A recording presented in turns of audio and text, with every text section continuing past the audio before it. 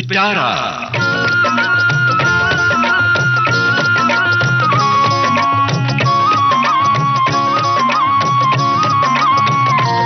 सेहतनामा।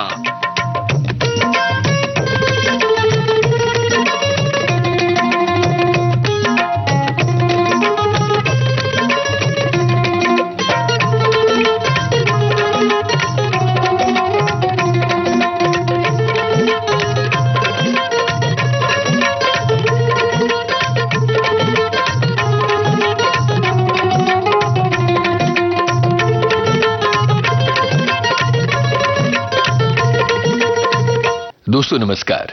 जैसा कि आप जानते हैं इन दिनों स्तनपान सप्ताह चल रहा है और इस अवसर पर आज सेहतनामा कार्यक्रम में हम एक विशेष बातचीत आपके लिए लेकर आए हैं जिसका विषय है स्तनपान से जुड़े मिथ और उनका समाधान। इस विषय पर बातचीत की है डॉक्टर संगीता जाधव से रेडियो सखी ममता सिंह ने। तो सुनते हैं स्तनपान पर ये खास बातचीत। नमस्ते दोस्तों, विविध भारती के स्टूडियो नंबर 1 में हाजिर हूं मैं आपकी रेडियो सखी ममता सिंह लेकर आज का सेहतनामा कार्यक्रम। सेहतनामा कार्यक्रम में सबसे पहले दोस्तों आप सभी का स्वागत कर रहे हैं और आपको याद दिला रहे हैं ये सप्ताह स्तनपान सप्ताह के रूप में मनाया जा रहा है। माता पिता को प्रोत्साहित करने के लिए आज हम खास तौर से ये कार्यक्रम आप तक पहुंचा रहे हैं और विविध भारती के स्टूडियो में डॉक्टर संगीता जाधव को हमने आमंत्रित किया है। संगीता जी, आपका विविध भारती के स्टूडियो में स्वागत है। नमस्कार डॉक्टर। सबसे पहले हमें बताइए कि शिशु के पैदा होने के कितने घंटे बाद एक माता को अपने शिशु को दूध पिलाना चाहिए? बच्चे के जन्म के 1 घंटे के अंदर बच्चे का स्तनपान शुरू होना जरूरी है। सबसे पहले जरूरी होता है कि जब बच्चा पैदा होता है तो जन्म के तुरंत बाद बच्चे और माँ का शरीर का स्पर्श होना जरूरी है, जिसे हम स्किन टू स्किन कांटेक्ट होते हैं। तो जैसे ही बच्चा पैदा होता है, अगर नॉर्मल डिलीवरी है तो तुरंत ही माँ के गोद में या छाती के ऊपर हम बच्चे को रख देते हैं। सिर्फ उसके शरीर को पोंछ के ड्राई करके हाथ को छोड़ के माँ के शरीर पे अगर बच्चा छोड़ देते हैं तो जैसे हम देखते हैं कि प्राणियों का बच्चे जैसे जन्म होते ही तुरंत अपना स्तनपान खुद कर लेते हैं, तो मनुष्य का बच्चा भी अगर हम बच्चे को माँ के छाती पे रख देते हैं तो अपना स्तनपान खुद ब खुद 1 घंटे के अंतर शुरू करता है। ये 1 घंटा बहुत जरूरी होता है, पहला घंटा बहुत जरूरी होता है क्योंकि ये पहले घंटे में बच्चा बहुत सतर्क होता है जी। उसको चूसने की क्षमता हाईएस्ट लेवल पे होती है और बच्चा तुरंत स्तनपान शुरू भी करता है। अगर हम देखते हैं कि हमारे घर में अगर कोई मेहमान आता है तो सबसे पहले हम क्या करते हैं, उसको शेक हैंड करेंगे, हाथ मिलाएंगे और बहुत नजदीक का करीबी रिश्तेदार है तो हम उसे गले मिलाएंगे। जी बिल्कुल। तो जिस बच्चे के लिए माँ ने 9 महीने तक राह देखी है, तो जिस बच्चे के लिए हम इतने तरह से है, वो बच्चा आने के तुरंत बाद हमको क्या करना चाहिए, तो माँ को उसको मिलाना चाहिए। इससे फायदा क्या होगा कि दूसरे किसी ने बच्चे को हाथ लगाने से पहले अगर माँ के शरीर का स्पर्श होता है तो माँ के शरीर के ऊपर जो फ्रेंडली बैक्टीरिया होते हैं वो सब बच्चे के शरीर पे आ जाएंगे और दूसरी बाहर की जंतु से होने वाला संसर्ग से बच्चे का सुरक्षा हो जाएगा जी। 1 घंटे के अंदर स्तनपान नॉर्मल डिलीवरी में तो होता ही है, लेकिन अगर माँ का सिजेरियन डिलीवरी से प्रसूति अगर हो गई है तो भी जैसे ही माँ एनेस्थेसिया के इफेक्ट से बाहर आ जाती है तो तुरंत उसको स्तनपान किया जा सकता है 4 घंटे के अंदर। या फिर कभी कभी तो ऐसे होता है कि जहाँ पे मैं ऐसे डिलीवरीज अटेंड करने जाती हूँ और बच्चा अगर डिमांड करता है, स्तनपान करने के लिए उत्सुकता दिखाता है, तो हम खुद बच्चे को ऑपरेशन थिएटर में लेके जाते हैं और बच्चे को माँ के हेड एंड से बच्चे का स्तनपान वही ऑपरेशन थिएटर में ही शुरू कर देते हैं जी। कई बार डॉक्टर जब पहला बच्चा पैदा होता है तो माँ को बहुत सारी जानकारियां नहीं होती है। कई बार ये नौबत भी आती है कि आपके बड़े बुजुर्ग साथ नहीं होते हैं, एकल परिवार है, तो जब शिशु गोद में आता है तो माँ को इतनी जानकारी नहीं होती है कि कैसे वो ब्रेस्ट फीडिंग करें, स्तनपान कैसे कराएं और दूध कई बार तुरंत उतरे ये कैसे मैनेज करें। तो ये थोड़ी सी जानकारी हमारे श्रोताओं को दीजिए कि वो क्या करें, किस तरह से स्तन के करीब ले आएं और दूध उतरे। अभी जैसे आपने बहुत अच्छा सवाल किया कि तरीका है और बच्चे को, माँ को बहुत बार मालूम बात नहीं होती है। जी जी जी। तो घर में जैसे ये न्यूज़ मिलती है कि बच्चा आने वाला है या माँ पेट से है, तो बहुत सारे प्लान्स बनते हैं, लेकिन मेरे हिसाब से सबसे बेहतर प्लान है कि बच्चे के देखरेख के लिए क्या करना चाहिए, पहले से ही अगर हम जानकारी कर लेते हैं तो जब भी बच्चा आता है तो माँ पहले से ही प्रिपेयर्ड है, उसको पहले से ही नॉलेज है कि क्या सही तरीका होता है ब्रेस्ट फीडिंग करने का, क्या क्या दिक्कतें आ सकती है ब्रेस्ट फीडिंग के बारे में, वो पहले से ही तैयार है, तो फिर वो अच्छे तरीके से उसका सामना कर सकती है। तो बहुत से हॉस्पिटल्स होते हैं जहाँ पे बेबी फ्रेंडली हॉस्पिटल्स होते हैं, जहाँ पे प्रेगनेंसी के 7वें महीने में वो वहाँ पे माँ का breast feeding counselling, antenatal counselling बोलते हैं, वहाँ पे लेते हैं, जिसमें वो हर तरह के फायदे, स्तनपान से मिलने वाले फायदे, माँ को क्या फायदे मिलते हैं, बच्चे को क्या फायदे मिलते हैं, किस तरीके से स्तनपान करना है, ये सब समझाते हैं। बहुत बार तो दूसरी जो माँ है जो ब्रेस्ट फीडिंग करती है, वो माँ को अगर ये प्रेग्नेंट माँ देख लेती है कि वो किस तरीके से स्तनपान कर रही है बच्चे को, तो ये बहुत आसान हो जाता है। और जितना माँ को नॉलेज ज्यादा है वो उतना ज्यादा जो उसको ऑब्स्ट्रक्शंस या फिर जो सजेशन, सुझाव मिलते हैं आसपास के लोगों से, बहुत बार तो सबसे पहले दोनों तरफ की माएँ, सास है या माँ है या आस पड़ोस के लोगों है, उनसे जो सुझाव या सजेशन डिफरेंट मिलते हैं, तो उनको अच्छी तरीके से वो सामना उसका कर सकती है। जी। तो शुरू के 3-4 दिन में दूध की मात्रा कम होती है, वो नेचुरली कम होती है। जी जी। क्योंकि बच्चा जब भी पैदा होता है तो उसके शरीर में वो 9 महीने पानी में रहता है। जी। उसके शरीर में पानी की मात्रा बहुत ज्यादा होती है, वो पानी उसके शरीर में से बाहर निकालना होता है। जी। ऐसे टाइम में हम नेचुरली ही बाहर से, ऊपर से पानी कम बोलते हैं। तो भगवान ने ये बनाया है कि शुरू के दिन में जो कम दूध आता है, ये कम दूध बनाने का रीजन भी क्योंकि पहले 3 दिन में बच्चे का स्टमक का कैपेसिटी जो होता है, जो अपना अंगूठा है उतना ही कैपेसिटी होता है। अगर हम काउंट करेंगे तो वो कैपेसिटी होता है 6 ml।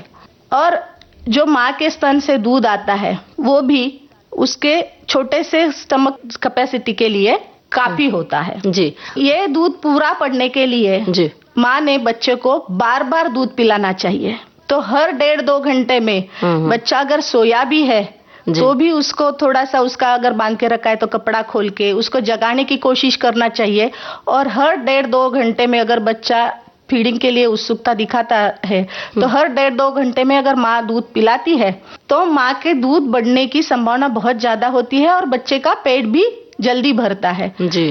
डॉक्टर, यहाँ पर एक साथ जुड़ा हुआ सवाल है, वो हमारे तमाम श्रोता हैं जो हमारी खास तौर से महिला श्रोता हैं उनके लिए, कि वो एक डर पैदा होता है जब बच्चा पैदा हुआ, खास तौर से सिजेरियन जब बेबी होता है, ऑपरेशन के जरिए जब बच्चा होता है, तो कुछ घंटे डॉक्टर्स मना करते हैं कि इतने घंटे आप बच्चे को दूध ना पिलाएं, और उसके बाद उनका स्तन भर जाता है दूध से, और जब वो प्रेस करके दूध निकाला जाता है तो कई बार खून आ जाता है। कहीं पढ़ा तो ये क्या है, ये किस तरह की कोई भ्रांति है, मतलब किस तरह से वो अपने पर विजय पाए जो माता है? ये बहुत कम औरतों में देखा जाता है कि ऐसे आता है, लेकिन इसको हम रस्टी पाइप सिंड्रोम ऐसे बोलते हैं। जैसे कि अगर एक पानी का पाइप है जो सालों से बंद पड़ा है जी, और एक दिन में हमने पानी छोड़ दिया तो शुरू का पानी कैसा आएगा? गाढ़ा और थोड़ा सा लाल कलर का ही आता है। तो वैसे ही उसको हम रस्टी पाइप सिंड्रोम से बोलते हैं। तो वो उसमें कोई दिक्कत नहीं होती है, वो दूध माँ बच्चे को पिला सकती है। जी। और अब हम एक काम करते हैं, गाना सुनते हैं और फिर आगे बढ़ते हैं। बताइए आपकी पसंद का कौन सा गाना सुनवाएं? मैं चली मैं चली, मैं चली मैं चली, पीछे पीछे जहाँ।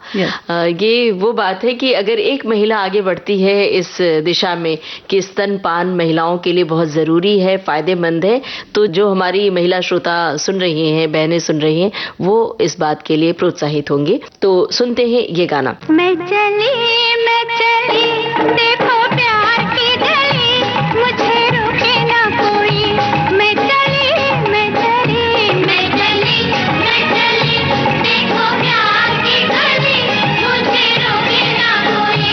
मैं चली ना ना ना मेरी जान, देखो जाना ना वहाँ कोई प्यार का लुटेरा लुटे ना मेरी जान। मेरी जान देखो जाना ना वहाँ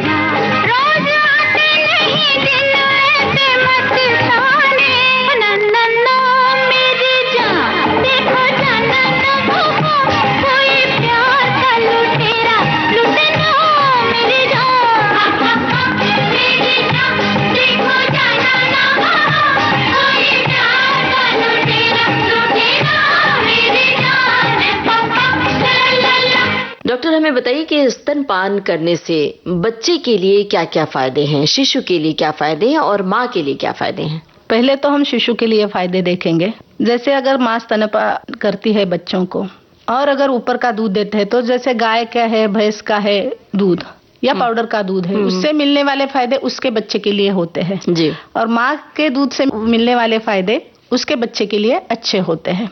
तो सबसे पहला फायदा होता है कि माँ का दूध माँ के स्तन से सीधा बच्चे के मुंह में जाता है, तो उसमें जंतु संसर्ग का खतरा नहीं होता है। फिर जो तापमान है वो अच्छा तापमान होता है, उसको गर्म करने का, ठंडा करने का कुछ नौबत नहीं आता है, क्योंकि माँ के शरीर का टेम्परेचर है वही टेम्परेचर पे बच्चे को मिलता है। माँ के दूध में जो पोषक मूल्य होते हैं वो सब सही मात्रा में होते हैं जी। जैसे कि अगर कम दिन वाला बच्चा है, प्रीमैच्योर बेबी है, और पूरे दिन वाला बच्चा है, नॉर्मल बेबी, तो प्रीमैच्योर बेबी की जो माँ के दूध में उसमें प्रोटीन की मात्रा ज्यादा होगी, जिससे बच्चे का वजन और ग्रोथ जल्दी जल्दी हो जाए। और टर्म बेबी के माँ का दूध उसके बच्चे के लिए होता है जी। और जैसे जैसे बच्चे का उम्र बढ़ता है वैसे वैसे दूध का कंपोजिशन भी चेंज होता है। माँ का दूध हम बोलते हैं कि लाइव मिल्क होता है, जीवंत जी। जिसकी वजह से बच्चों का निमोनिया, डायरिया, दस्त या फिर सर्दी खांसी ऐसे जो बीमारियां होते हैं उससे संरक्षण होता है जी। माँ के दूध के ऊपर जो बच्चे होते हैं उनके IQ एटलीस्ट 10 पॉइंट से दूसरे बच्चों से ज्यादा होते हैं, तो इंटेलिजेंट बच्चे होते हैं। जितना माँ का दूध बच्चे पीता है तो उतना उनका एलर्जी, जैसे दमा है, अस्थमा बोलते हैं हम, उससे एक्जिमा है, उससे संरक्षण होता है। कुछ प्रकार के कैंसर से भी संरक्षण होता है। जो माँ के दूध के ऊपर बच्चे होते हैं वो बहुत मतलब अप टू जितना वजन चाहिए उनका उतना ही वजन होता है। तो जब भी माँ के दूध के ऊपर बच्चे रहेंगे वो वजन में सही रहेंगे और ताकत में ज्यादा रहेंगे।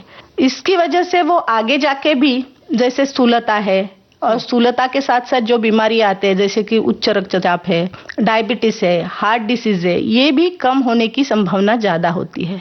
ब्रेस्ट फीडिंग करते टाइम ये ब्रेस्ट फीडिंग सिर्फ और सिर्फ माँ को ही करना पड़ता है, तो माँ और बच्चे का एक बॉन्डिंग तैयार हो जाता है। स्किन टू स्किन कांटेक्ट होने की वजह से बॉन्डिंग तैयार हो जाता है। तो उनकी दिमागी इंटेलिजेंट तो होते ही है, लेकिन साइकोलॉजिकल डेवलपमेंट भी बहुत अच्छी होती है। माँ के फायदे अगर हम देख लेते हैं तो जैसे हमने बोला कि बच्चा जैसे पैदा होता है तुरंत अगर माँ बच्चे को फीडिंग कर देती है तो माँ का जो यूटेरस है सबसे पहले तो प्लेसेंटा बाहर निकलने में मदद होती है, बिकॉज वो यूटेरस कॉन्ट्रैक्ट कर देता है। जो हार्मोन्स तैयार होते हैं ब्रेस्ट फीडिंग के दौरान, उस वजह से माँ का जो गर्भाशय हो जल्दी अकुंचित होके प्लेसेंटा डिलीवर होने में मदद होती है और जल्दी प्लेसेंटा डिलीवर हो जाता है और यूटेरस उसके नॉर्मल साइज पे आ जाता है, तो प्रसूति पश्चात जो रक्तस्राव होता है वो बहुत कम होता है। हमने आजकल देखा कि बहुत बार होता है, पर्टिकुलरली गांव के एरिया में जहाँ पे मेडिकल हेल्प नहीं मिली और बच्चा माँ प्रसूति पश्चात जो रक्तस्राव हुआ उसकी वजह से वो चल बसी या आउटकम अच्छा नहीं हुआ, तो ये बहुत अच्छा फायदा होता है जी। फिर जो माँ के ब्रेस्ट कैंसर है, ओवेरियन कैंसर है, तो उससे भी माँ को फायदा मिलता है। और जितना ज्यादा माँ ब्रेस्ट फीड करती है तो नेचुरल स्पेसिंग हो जाता है, तो दूसरा बच्चा जल्दी नहीं होता है जी। तो ये नेचुरल स्पेसिंग मिलता है। लेकिन इसके ऊपर हम बोलते हैं कि आप 100% रिलाई ना होके 6 सप्ताह के बाद आप मेडिकल एडवाइस लो जी, संतति नियमन के लिए।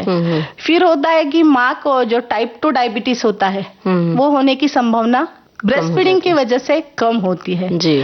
और जो लेटर एज होते हैं, वृद्धावस्था में जो हड्डियों की कमजोरी होती है माँ को, वो भी कम होती है। लेकिन इसके लिए माँ ने exclusive breast feeding for 6 months करना जरूरी है। और जितना ज्यादा लंबे समय तक माँ अगर ब्रेस्ट फीड करती है, साथ साथ अपने खाने पीने के पे भी अच्छा ध्यान रखती है और जो भी आयरन कैल्शियम की दवा हॉस्पिटल से दी जाती है वो स्तनपान के दौरान वो अपने आहार के साथ साथ वो दवा भी लेनी जरूरी है जी। सबसे बड़ा फायदा माँ के लिए यह होता है कि स्तनपान बहुत आसान है। माँ कभी भी बच्चा जब भी चाहता है तो वो स्तनपान कर सकती है, उसके लिए पहले से तैयारी करके रखने की जरूरत नहीं होती है जी। और हमने अगर देखा कि जब भी माँ अगर ब्रेस्ट फीडिंग नहीं करती है और अगर ऊपर का दूध या फिर डब्बा का दूध देते हैं तो बच्चे बीमार उसकी पड़ते हैं। बच्चे बीमार हो जाते हैं, उसके ऊपर जो खर्चा हो जाता है, पाउडर का डब्बे का खर्चा पहले, फिर बीमारी का खर्चा, तो वो सब अगर खर्चा भी कम हो जाता है और मेंटल पीस भी मिलता है, तो आर्थिक नियोजन जो बोलते हैं वो ब्रेस्ट फीडिंग से होता है। और ऊपर के डब्बे के वजह से जो कचरा जम जाता है, वो हीट करने के लिए जो उसको फ्लेम चाहिए, उसकी वजह से जो हानि पहुंचती है एनवायरनमेंट को, वो भी बच जाती है। अगर आज के डेट पे हम देखते हैं ना, तो सिर्फ ऊपर का दूध देने की वजह से जो खर्चा आता है इंडिया में 25,393.77 करोड़ है। और अगर पर फैमिली हम देखेंगे तो it comes to 19.4% of the total income of the family. और वो तो सिर्फ डब्बे के ऊपर खर्चा है, और इसके अलावा वो जो बीमारी होती है उस पे अगर खर्चा देखते हैं तो 727 करोड़ खर्चा उनका हेल्थ केयर कॉस्ट हो जाता है। जी बिल्कुल। और ये खर्चे बचाकर माँ के पौष्टिकता का ख्याल रखा जाए, माँ को पौष्टिक आहार दिया जाए, तो माँ से जो दूध उत्पन्न होगा एक अच्छा प्रोटीन युक्त दूध होगा और वो अमृत का काम करेगा बच्चे के लिए। तो इतने सारे फायदे आपने बताए हैं, तो जाहिर है कि हमारे जो श्रोता सुन रहे हैं, ये बात माता पिता और परिवार वालों सबके लिए लागू होती है, क्योंकि जब परिवार वाले एक स्त्री को सही पोषण देंगे, सही पौष्टिक आहार देंगे, तो जाहिर है कि स्त्री स्तनपान अच्छे तरीके से करा सकेगी। अब आगे बढ़ने से पहले एक गाना सुन लेते हैं। अब मैं सुनना चाहूंगी कि बच्चे मन के सच्चे। दो कलियां फिल्म का ये गाना है, तो सुनते हैं यही गाना। और माँ का दूध जब बच्चे पिएंगे तो स्वस्थ होंगे, उनका मन सच्चा होगा और रिष्ट पुष्ट बच्चे होंगे। इन्हीं शुभकामनाओं के साथ सुनते हैं ये गाना। बच्चे मन के सच्चे, बच्चे मन के सच्चे, सारे जग की आँख के तारे, ये वो नन्हे फूल है जो भगवान को लगते प्यारे, बच्चे मन के सच्चे।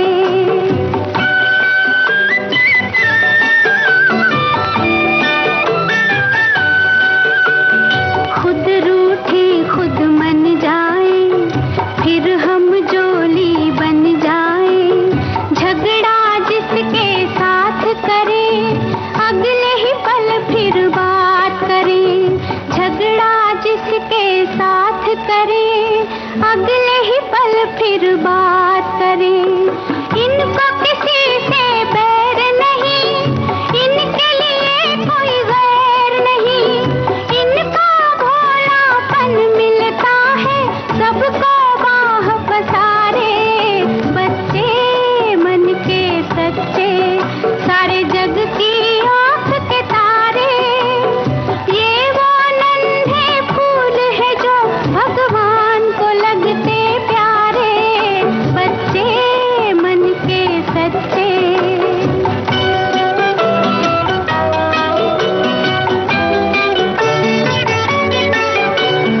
इंसान जब तक बच्चा है तब तक समझो सच्चा है, जूं जूं उसकी उम्र बढ़े, मन पर झूठ का मैल चढ़े, क्रोध बढ़े नफरत घेरे, लालच की आदत घेरे, बचपन इन पापों से हटकर अपनी उम्र गुजारे, बच्चे मन के सच्चे, सारे जग की आँख के तारे, ये वो नन्हे फूल है जो भगवान को लगते प्यारे, बच्चे मन के सच्चे। डॉक्टर साहिबा, आपने बहुत सारे फायदे बताए ब्रेस्ट फीडिंग के, और आजकल सजगता थोड़ी बढ़ी है। जाहिर है कि माताएं सजग और सचेत हुई हैं इस ओर, लेकिन एक भ्रांति है महिलाओं के मन में, खास तौर से वो सोचती हैं कि अगर ब्रेस्ट फीड कराएंगी, स्तनपान कराएंगी, तो उनका फिगर बिगड़ जाएगा, डील डॉल खराब हो जाएगा, और शायद जो कसावट होती है शारीरिक ढांचे में वो कम हो जाएगा। इस भ्रांति के बारे में जरा बताइए हमारे श्रोताओं को। ये बहुत ही अच्छा सवाल आपने किया, क्योंकि जो आपने पूछा है उससे एग्जैक्ट अपोजिट घटता है। जितना माँ ज्यादा से ज्यादा ब्रेस्ट फीडिंग कराएगी, उतना उसका शरीर और ज्यादा अच्छा हो जाएगा और पहले जैसे प्री प्रेगनेंसी स्टेट पे आ जाएगा। जी। क्योंकि ब्रेस्ट फीडिंग जैसे नेचुरल प्रोसेस है, तो जब भी माँ प्रेग्नेंट होती है तभी उसके शरीर में कुछ बदलाव आने लगते हैं। उनका ब्रेस्ट का साइज बढ़ने लगता है और शरीर पे जगह जगह पर चर्बी जमा होने लगती है, जिसको हम फैट डिपोजिशन बोलते हैं। जब भी माँ ब्रेस्ट फीडिंग करती है तो ये चर्बी माँ के दूध में से बच्चे को मिलती है, जिसकी वजह से बच्चे का वजन भी जल्दी बढ़ जाता है, ग्रोथ अच्छी हो जाती है और माँ के शरीर की चर्बी पिघल जाती है। अगर हम देखते हैं माँ के 100 ml दूध में 3.5 ग्राम 3.5 ग्राम ऑफ फैट्स होता है 100 ml में। जी जी। तो ऐसे ऑन एन एवरेज एक माँ दिन में रफली अराउंड 800 ml ऑफ दूध बनाती है। तो अगर हम 3.5 ग्राम 800 से अगर मल्टीप्लाई कर देते हैं तो उतना फैट वो एक दिन में पिघला देती है। तो ये तो जितना हम जिम में जाके भी एक्सरसाइज करेंगे तो भी इतना फैट नहीं पिघलेगा, उतना फैट एक दिन में होता है। अगर हम बोलते हैं कि 6 महीना सिर्फ और सिर्फ माँ का दूध देना है, exclusive breastfeeding, then you can multiply that 24 hours fat to 6 months. तो उतना ग्राम ऑफ फैट मतलब लगभग 6-8 किलो चर्बी माँ पिघला देती है सिर्फ 6 महीने में। जी जी। और जो आइडियल रिकमेंडेशन होता है ब्रेस्ट फीडिंग का, तो 6 महीने एक्सक्लूसिव ब्रेस्ट फीडिंग है, लेकिन उसके बाद घर का बना हुआ अप्रोप्रिएट खाना, जो मतलब स्वच्छता पूर्वक बनाएंगे और हेल्दी फ्रेश फूड बनाएंगे, नरम होगा और एडिक्वेट मात्रा में देंगे अलॉन्ग विद ब्रेस्ट फीडिंग। और ब्रेस्ट फीडिंग ये है वो कम से कम 2 साल तक बच्चे का कंटिन्यू करना है। 2 साल के आगे भी अगर कंटिन्यू करते हैं तो ज्यादा अच्छा होता है, तो उतना चर्बी माँ का कम हो जाता है। दूसरा फायदा होता है कि बहुत बार हमने देखा कि माँ के कभी कभी प्रेगनेंसी स्मूथ नहीं होती है, कुछ कॉम्प्लिकेशंस होते हैं, या जो डिलीवरी की प्रोसेस होती है, कभी कभी सिजेरियन डिलीवरी है या कुछ कॉम्प्लिकेशंस आ गए हैं, तो माँ बहुत पेन में होती है। जी जी। और प्रेगनेंसी के दौरान भी उसको बहुत सारी दिक्कतें अगर है तो उसका मानसिक स्वास्थ्य भी ठीक नहीं रहता है। जी जी। जो हार्मोन्स ब्रेस्ट फीडिंग में तैयार हो जाते हैं बॉडी में, उसका एक हार्मोन है उसको हम लव हार्मोन बोलते हैं और दूसरा हार्मोन है वो शांत करता है, पीस हार्मोन बोलते हैं जी। तो जितना ज्यादा माँ ब्रेस्ट फीडिंग कराएगी तो उतना उसका पेन भी कम हो जाएगा और मानसिक स्वास्थ्य भी अच्छा रहने में मदद हो जाएगी। जी जी। यहाँ पर एक बात बताइए, हार्मोन की बात की तो हमने सुना है कि कोई एक हार्मोन महिलाओं में सक्रिय होता है जिसकी वजह से मिल्क प्रोडक्शन ज्यादा होता है कुछ महिलाओं में, और कुछ महिलाओं में मिल्क प्रोडक्शन बहुत कम होता है। दोनों बातें बताइए कि इसके जिन्हें ज्यादा मिल्क प्रोडक्शन होता है कि बच्चा दूध जितना पी रहा है उससे भी ज्यादा उन्हें कई बार दूध कटोरी में निकाल कर रखना पड़ता है, तो उसका कुछ आगे चलकर कोई दिक्कत होती है उस महिला को, किसी बीमारी का सामना करना पड़ता है, इस बारे में बताइए। जो हार्मोन दूध बनाता है वो हार्मोन सब महिलाओं में एक जैसा ही काम करता है। जो महिला ज्यादा कॉन्फिडेंट है, रिलैक्स है, टेंशन फ्री है और जिसको घर से भी मोरल सपोर्ट अच्छा है, वो अच्छा दूध बना सकती है। जी जी। और सबसे इम्पोर्टेंट है कि जो माँ को अपने बच्चे के प्रति बहुत लगाव है, बहुत अटैच्ड है, इंटीमेट, उतना वो हार्मोन ज्यादा होता है। जी जी। वो माँ की साइकोलॉजी पे हार्मोनल प्रोडक्शन डिपेंड होता है। क्या बात है। इसीलिए हमने बोला कि अगर माँ को पहले से ही जानकारी है प्रेगनेंसी में और उसको अच्छा सपोर्ट और माहौल जो होता है, घर का है, हॉस्पिटल का है, डिलीवरी के टाइम पे अच्छा माहौल होता है, तो सब कुछ अच्छा जाता है क्योंकि उसका हार्मोन लेवल हाई लेवल पे ही रह गया। जी। लेकिन जो माँ डिप्रेशन में है, टेंशन में है, स्ट्रेस में है, बच्चे के प्रति उसका बहुत उसको लगाव है बच्चे का, लेकिन वो लगाव जो है वो टेंस वाला लगाव है कि क्या होगा, कैसे होगा, ये होगा कि नहीं होगा, बहुत सारे डाउट्स, या फिर ऐसा होता है कि बहुत सारे सुझाव जो आजू बाजू के लोगों से आते हैं, उसकी वजह से भी माँ का मेंटल स्थिति जो होता है बहुत कंफ्यूज्ड होती है कि क्या सही है, क्या गलत है, क्या करूं, क्या ना करूं। उसकी वजह से ये हार्मोनल लेवल कम अपने आप हो जाता है क्योंकि स्ट्रेस हार्मोन्स बढ़ गए हैं। जी जी। लेकिन ये माँ को भी अगर अच्छा मोरल सपोर्ट मिलता है या फिर अगर लैचिंग में कुछ इश्यू है, उसको लैचिंग के लिए सहायता मिलती है, प्रॉपर कैसे फीड करना है, ये सब मिलता है, तो ये माँ भी आगे जाके ज्यादा दूध बना सकती है। जी। जैसे आपने बोला कि कोई कोई महिलाओं को इतना ज्यादा होता है कि वो निकाल के रखना पड़ता है। ये शुरू के कुछ दिन में होता है जी। पहले 1, 2, 3 महीने तक होता है, क्योंकि ज्यादातर पहले 1 महीने में ही होता है, क्योंकि अपने शरीर को पता नहीं है कि कितना दूध बनाना है और बच्चे की जरूरत कितनी है। जी। जैसे बच्चा रोज दूध पीता है तो शरीर को पता है कि अभी ये बच्चे को इतना ही दूध चाहिए, तो फिर वो जो एक्स्ट्रा वाला दूध या फिर एक बाजू पिलाती है दूसरी बाजू का बहना, वो धीरे धीरे बंद हो जाता है और बहुत ज्यादा दूध बनाना भी शरीर बंद करता है, क्योंकि वो शरीर का एक कंट्रोल है। जी जी। जैसे अगर हमारे घर में मेहमान आने वाले हैं, पहली बार मेहमान आ रहे हैं, तो कोई भी महिला है वो ज्यादा ही खाना बनाएगी, क्योंकि उसको लगता है कि कम ना पड़े। कौन कितना खाना खाएगा पता नहीं होता है। वैसे ही शरीर का होता है, शुरू के दिन में शरीर को पता नहीं है कि बच्चा कितना दूध पिएगा, लेकिन शरीर कैसे डिसाइड करता है, तो स्तन का दूध कितना खाली होता है, बच्चा कितना चूसता है, वो हिसाब से फिर शरीर उतना दूध तैयार करता है। इसका मतलब ये नहीं कि जिस माँ का स्तन ढीला लग रहा है, बहुत भर के बह नहीं रहा है, तो वो दूध नहीं पैदा कर सकती। वो माँ भी उतना ही दूध पैदा कर सकती है, जितना बच्चा चूसेगा उतना दूध बढ़ेगा। जी जी। स्तन खाली करना बहुत इंपॉर्टेंट है, क्योंकि जब तक स्तन खाली नहीं होगा वो दिमाग को मैसेज नहीं जाएगा कि दूध खत्म हो गया है, नया बनना है। इसलिए एक बार में एक साइड का पूरा खत्म होने तक दूध पिलाना जरूरी है।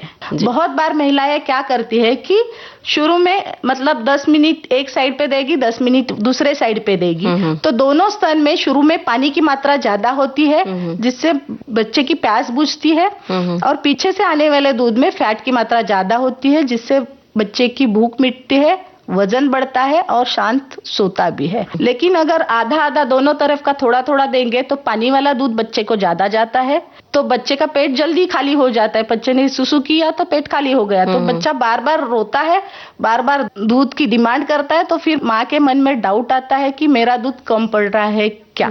और साथ में क्या होता है, दोनों साइड का आधा आधा देने की वजह से आधा स्तन तो भरा ही पड़ा है, तो दिमाग को भी मैसेज गया कि आधा स्तन भरा हुआ है और ज्यादा मत बना। तो स्लोली स्लोली करके ऐसे माओ में दूध की मात्रा कम हो जाती है। तो मतलब एक बार में एक ब्रेस्ट पिलाएं और दूसरी बार दूसरा पिलाएं। और एक ब्रेस्ट खाली होने के बाद भी अगर बच्चे को भूख है तो माँ दूसरे ब्रेस्ट पे ले सकती है। जी। और अब जब स्तनपान करा रही हो माँ, तो एक साथ में रेडियो बज रहा हो, रेडियो से कोई गाना बज रहा हो, तो माँ को भी अच्छा लगेगा, बच्चे को भी अच्छा लगेगा। बताइए कौन सा गाना आपकी पसंद का? जब बच्चा दूध पी रहा है तो उसके मन में यही ख्याल आता होगा कि माँ तुम कितनी अच्छी हो, कितनी प्यारी है। राजा और रंग फिल्म का गाना है, सुनते हैं यही गाना। तू कितनी अच्छी है, तू कितनी भोली है, प्यारी प्यारी है।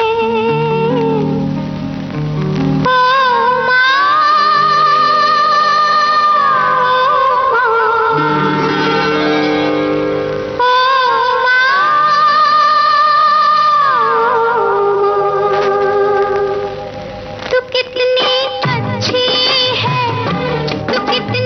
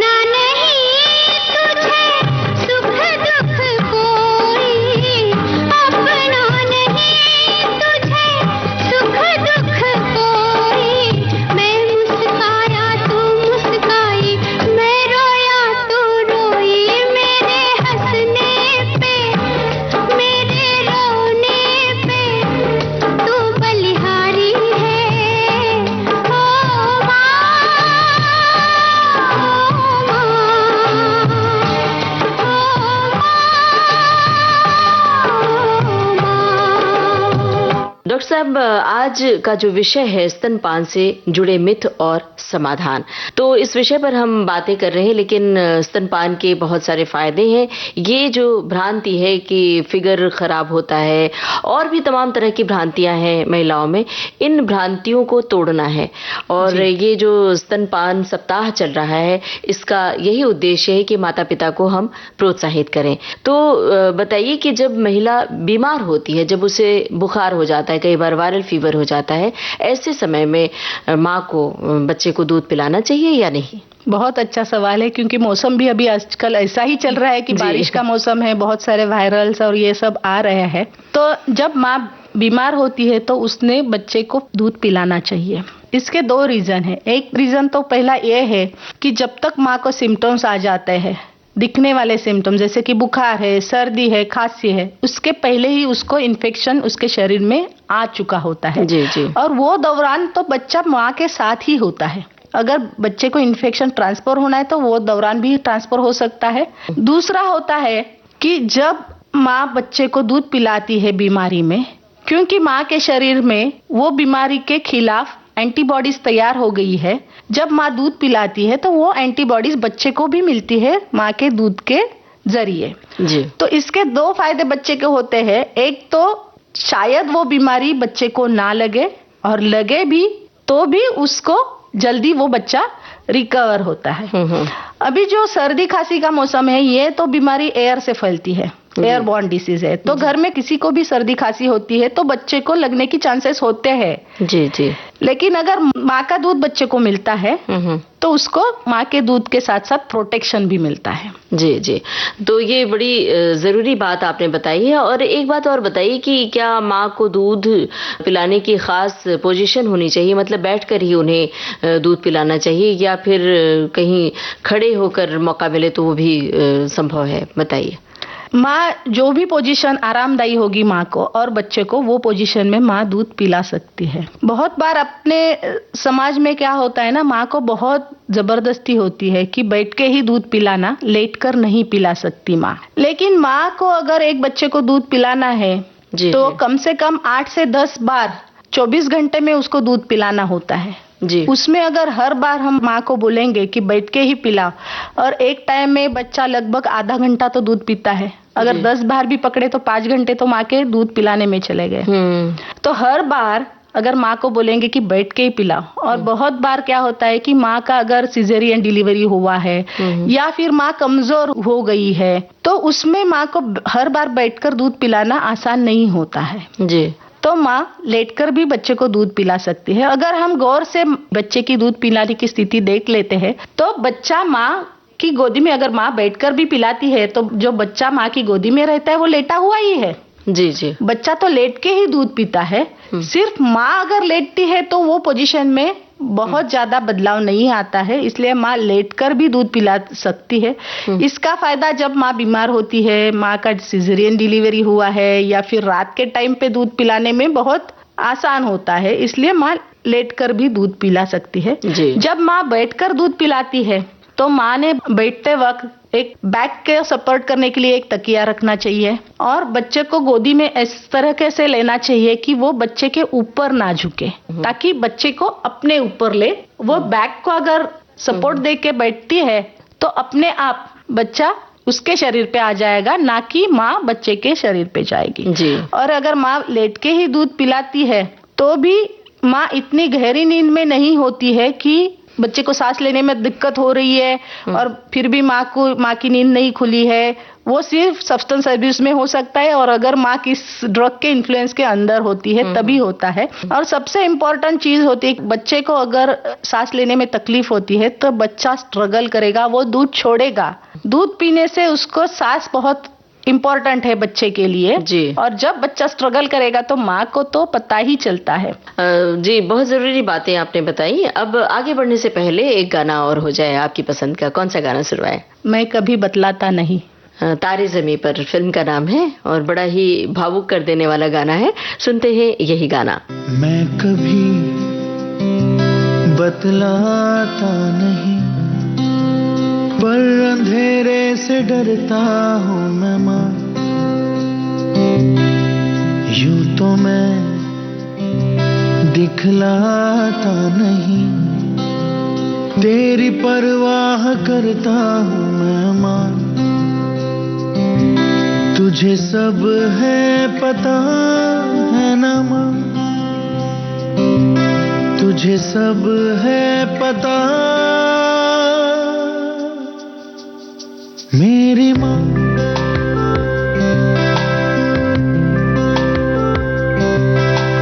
भीड़ में यूं ना छोड़ो मुझे, घर लौट के भी आना पाऊं माँ। भेजना इतना दूर मुझको तू, याद भी तुझको आना पाऊं माँ। क्या इतना बुरा हूँ मैं माँ, क्या इतना बुरा मेरी माँ।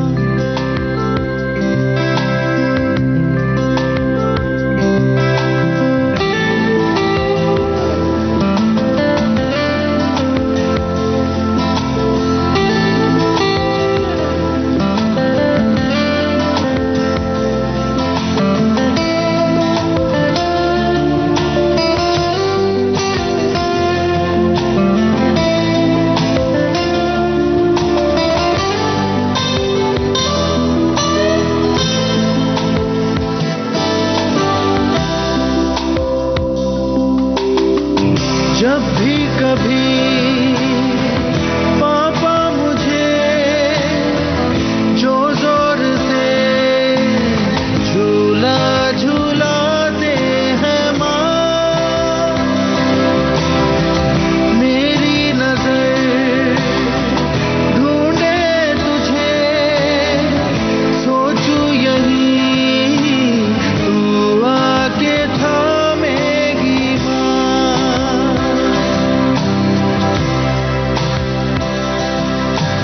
उनसे मैं ये कहता नहीं, पर मैं सहम जाता हूँ माँ। चेहरे पे आने देता नहीं, दिल ही दिल में घबराता हूँ माँ। तुझे सब है पता है ना माँ, तुझे सब है पता मेरी माँ।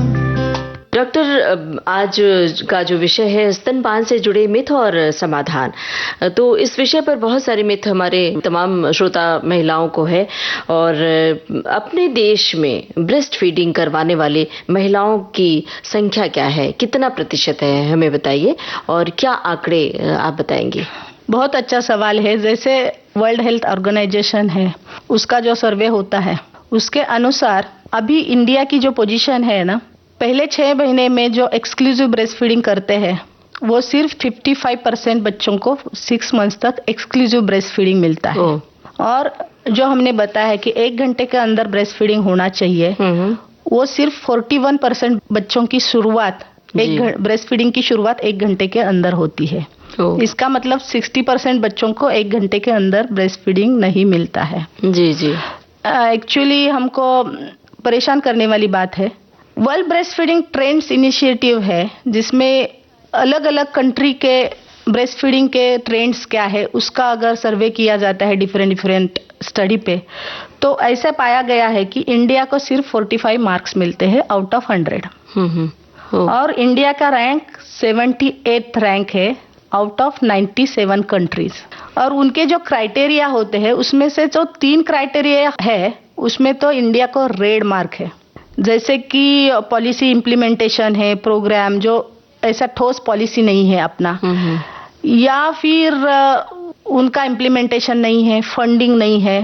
बेबी फ्रेंडली हॉस्पिटल इनिशिएटिव जो होते हैं, जहाँ पे बेबी के लिए अच्छे से सर्विस सब हो जाती है, जो ब्रेस्ट फीडिंग की शुरुआत 1 घंटे के अंदर हो जाती है, और सब एनवायरनमेंट जो वातावरण होता है सब माँ और बच्चे दोनों के फायदे के लिए होता है। वहाँ पे रेड मार्क है। और सबसे इम्पोर्टेंट तो चीज ये है कि इन्फेंट फीडिंग ड्यूरिंग डिजास्टर, जैसे कि नेचुरल आपत्ति होती है, जैसे अभी बाढ़ आ रही है, सुनामी आती है, जो साइक्लोन वगैरह होता है, ये ऐसी परिस्थितियों में बच्चों के फीडिंग के बारे में कुछ भी ठोस पॉलिसी अपने पास नहीं है, तो वो सपोर्ट मिलना भी बहुत जरूरी है। जी, और इस बात से हमारे जहन में ये सवाल आ रहा है, क्योंकि ये बड़ा ज़रूरी मुद्दा है।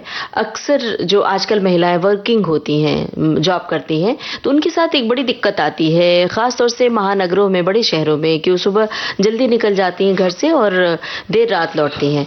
तो वो किस तरह से स्तनपान कराएं, उनके लिए क्या तरीका बताएंगे आप?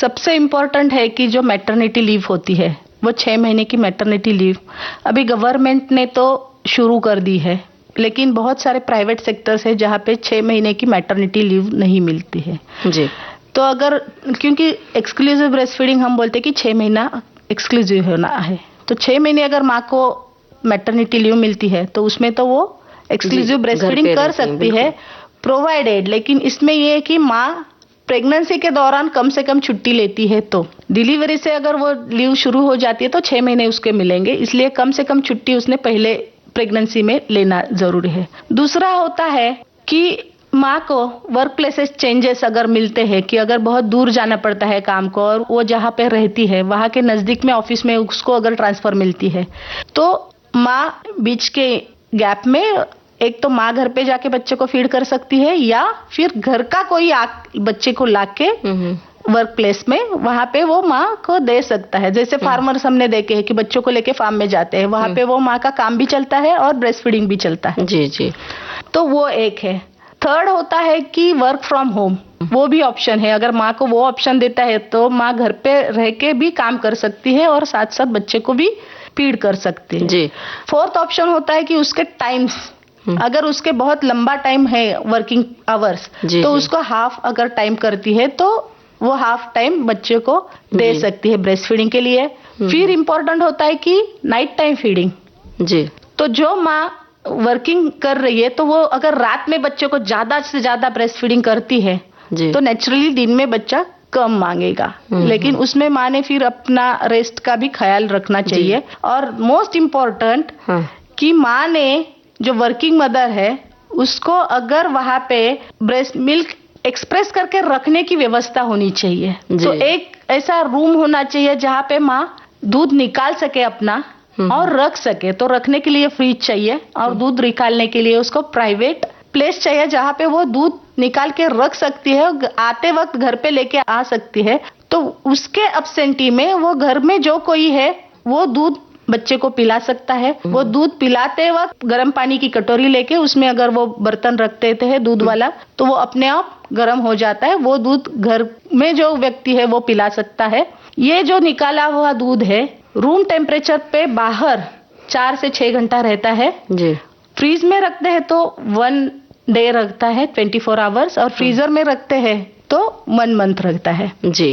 लेकिन इसमें बहुत इंपॉर्टेंट है, अगर माँ को वहाँ पे वर्क प्लेस पे ऐसी जगह नहीं है प्राइवेट जहाँ पे वो दूध निकाल सके या रख सके, तो भी ये माँ ने वॉशरूम में जाके वो दूध निकाल कर फेंकना जरूरी है। क्योंकि माँ अगर ऐसा नहीं करेगी तो उसका दूध बनने की जो क्षमता है वो कम होती जाएगी। जैसे हमने पहले ही बोला कि दूध अगर स्तन में है तो मैसेज जाएगा कि और दूध मत बनाओ, तो ये बच्चे को नहीं दे सकी, लेकिन वो निकाल कर फेंकना तो चाहिए ताकि उसकी दूध बनाने की जो क्षमता है वो कंटिन्यू रहे और उसे भी कोई प्रॉब्लम ना हो। क्योंकि जब दूध भर जाता है तो माँ को भी बहुत तकलीफ होती है, कई बार बहुत दर्द सहना पड़ता है। बड़ी जरूरी बात है। और मिथ की बातें चल रही हैं तो एक मिथ ये भी होता है कि जब महिला गर्भावस्था के दौरान घर परिवार के लोग कहते हैं कि भाई क्या क्या खाने का मन है वो बना के देते हैं, लेकिन बच्चा होने के बाद अक्सर घर के लोग कहते हैं ये मत खाओ, बच्चे को नुकसान करेगा, वो मत खाओ, आइसक्रीम मत खाओ, खाओ ठंडा करेगा, चाट मत खाओ बच्चा बीमार पड़ जाएगा, पेट खराब हो जाएगा। इसके बारे में बताइए कि क्या ये मिथ है या सचमुच इस तरह से परहेज करना चाहिए एक स्तनपान वाली महिला को? ये बहुत ही अच्छा सवाल है, क्योंकि क्या होता है ना कि एकदम कंप्लीट टर्न ट्विस्ट हो जाता है। जो प्रेगनेंसी में माँ का शब्द उठाने के लिए सब तैयार होते हैं, जो चाहिए वो चाहिए, देने के लिए तैयार होते हैं।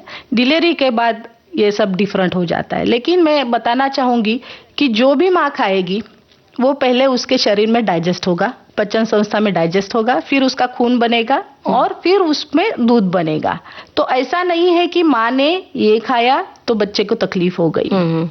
माँ ने ठंडा खाया, अगर माँ को ठंडे की एलर्जी है तो माँ को सर्दी हो जाएगी, तो माँ की सर्दी बच्चे को आ जाएगी, वो डिफरेंट बात है। लेकिन माँ ने खाया तो पेट में से डायरेक्ट बच्चे को नहीं जाता है। माँ ने चना खाया तो वो गैस बच्चे को नहीं जाएगा। बच्चे के शरीर में माँ ने, ऐसा भी मैंने देखा है, कुछ नहीं देते माँ को, फिर भी बच्चे को इतना गैसेस है।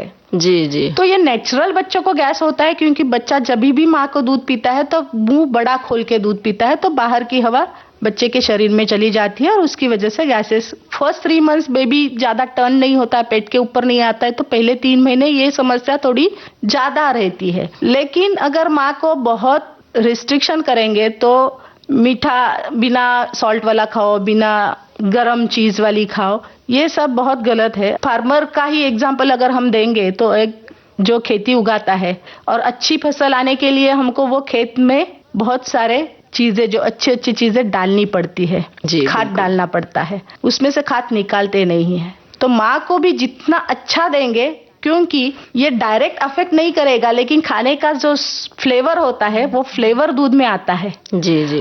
तो वो फ्लेवर की वजह से जब भी हम बच्चे को खाना शुरू कर देते हैं, बिकॉज वो फ्लेवर उसको फैमिलियर है, वो ज्यादा अच्छी तरीके से खाना लगता है बच्चा। जी। तो माँ को बहुत सब कुछ खाना देना चाहिए। Delivery is not a illness, ये बीमारी नहीं है, माँ बच्चा पैदा करती है। रादर उसके शरीर को और बच्चे के पोषण के लिए माँ ने अच्छे तरीके से खाना चाहिए। महत्वपूर्ण यही चीज है कि घर का बना हुआ खाना चाहिए, बाहर का खाना, होटल का खाना नहीं चाहिए। बहुत स्पाइसी होता है, जैसे अचार वगैरह है या बहुत स्पाइसी है, वो अवॉइड करना चाहिए। मॉडरेशन में सब कुछ चलता है। जी।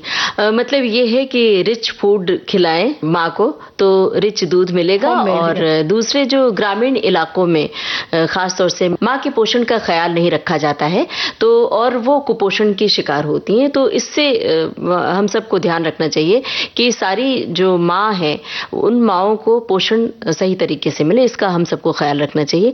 और हमें ख्याल रखना है कि चलते चलते आपकी पसंद का गाना सुनवाएं। बताइए कौन सा गाना? तो मैं सुनना चाहूंगी कि नन्ना मुन्ना राही हूँ, देश का सिपाही हूँ। सन ऑफ इंडिया फिल्म का गाना है, सुनते हैं यही गाना। नन्ना मुन्ना राही हूँ, देश का सिपाही हूँ, बोलो मेरे संग जय हिंद जय हिंद जय हिंद जय हिंद जय हिंद। नन्ना मुन्ना राही हूँ, देश का सिपाही हूँ, बोलो मेरे संग जय हिंद जय हिंद जय हिंद जय हिंद जय हिंद।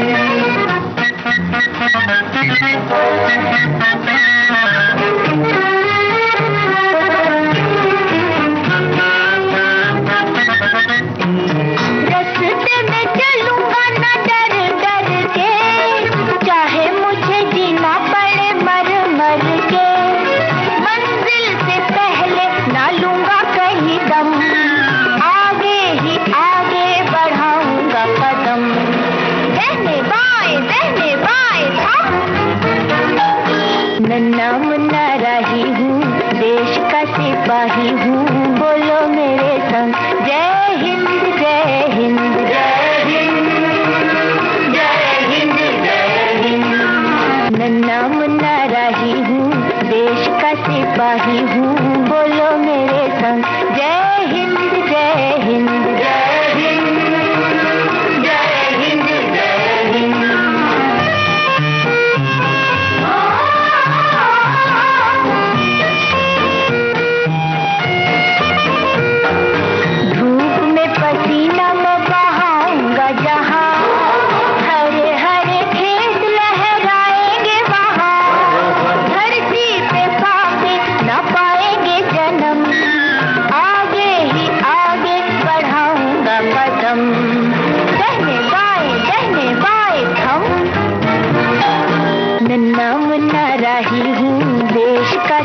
रही हूँ, बोलो मेरे संग जय हिंद जय हिंद जय हिंद जय हिंद। डॉक्टर संगीता जाधव, शुक्रिया अदा करने से पहले कहिए आप हमारे तमाम श्रोताओं से चलते चलते क्या कहेंगी?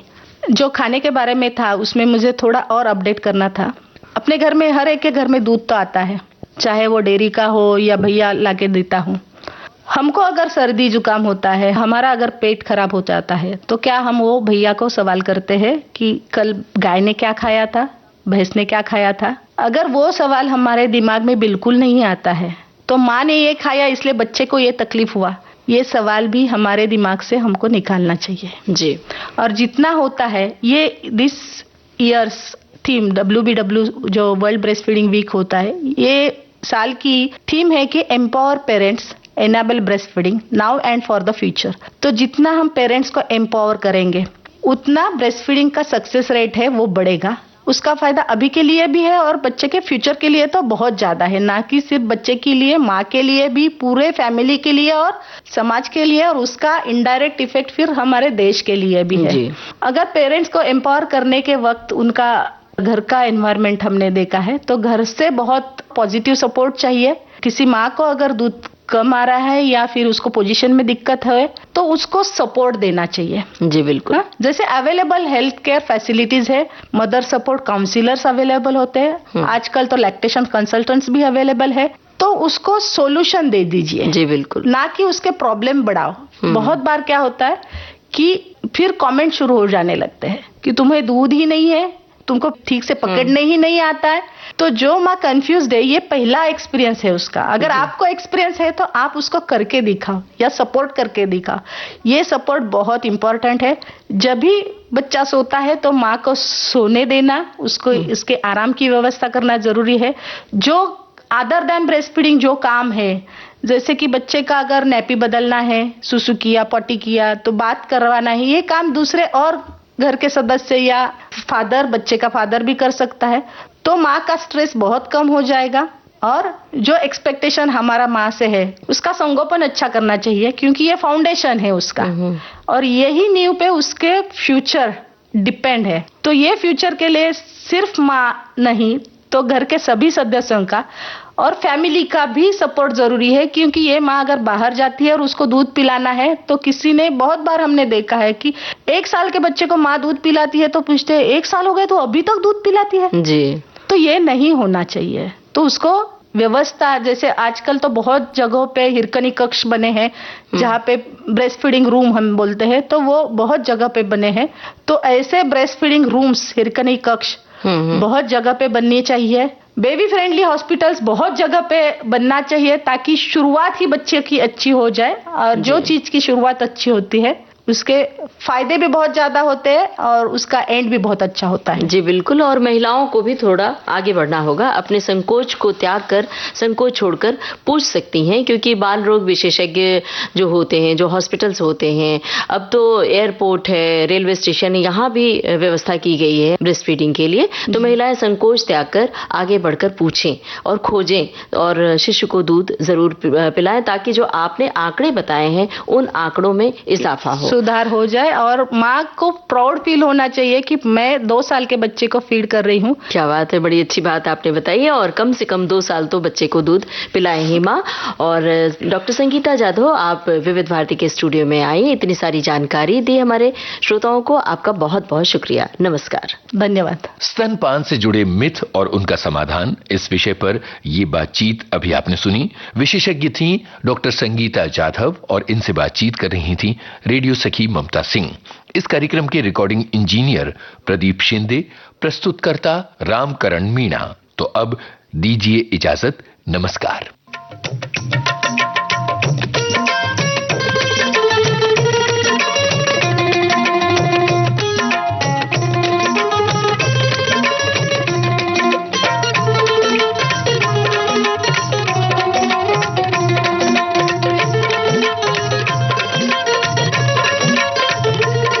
सेहतनामा।